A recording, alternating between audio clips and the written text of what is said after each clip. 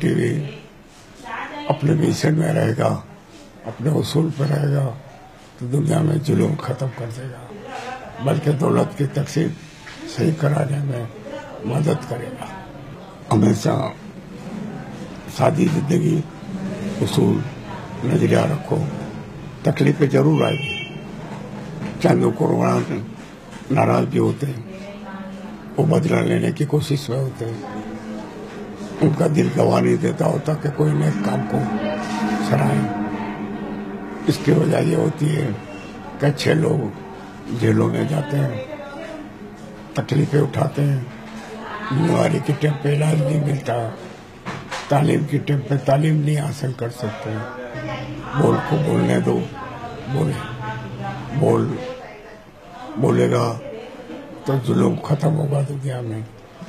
जुल्म खत्म करने का तरीका मीडिया है, बोल टीवी है,